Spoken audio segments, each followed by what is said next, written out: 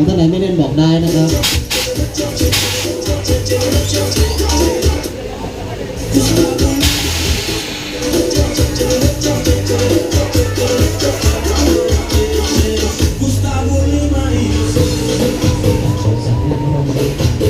อย่าร้องดังไว้นะครับเดี๋ยวไปนั่งข้างหน้าลำตานะครับตกปลาเรา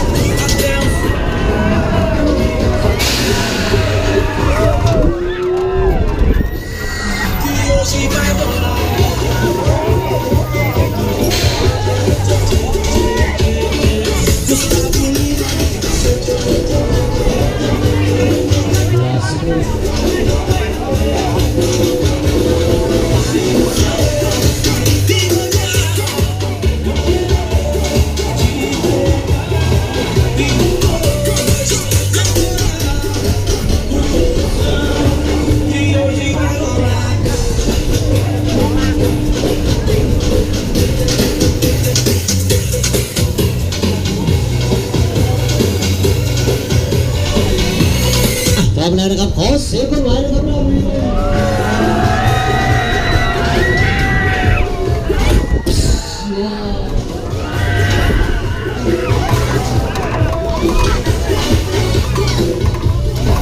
ดีว่า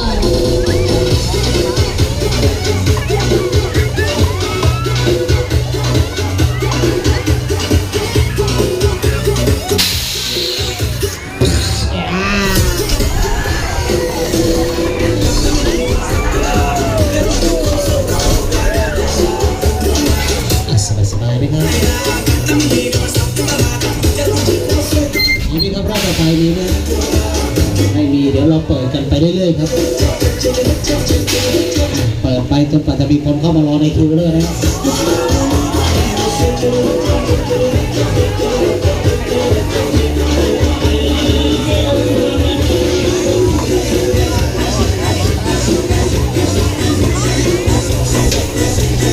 สัตว์ให้เขาทางทำขอช่วงนี้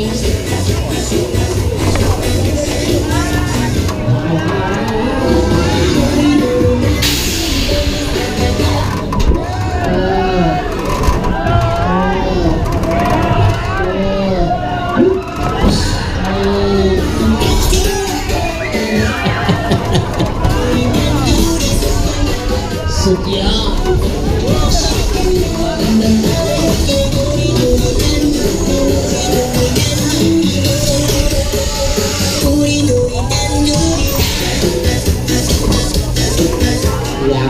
ยังไม่มีคนเข้ามารอในคิวครับ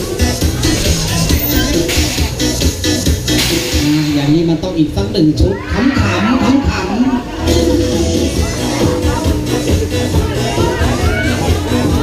ผมได้สิ่งนั้นเลยครับตาไหลซื่อ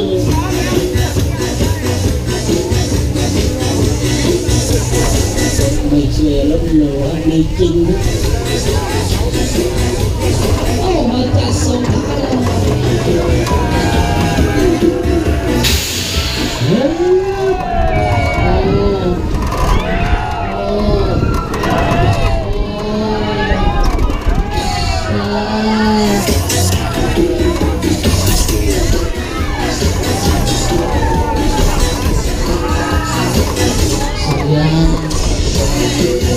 ขอบคุณนะครับจะเป็นการวิสาใจนะครับไปต่อคิวร่วมสนุกได้นะครับตลอดด้านขวาเลยนะครับ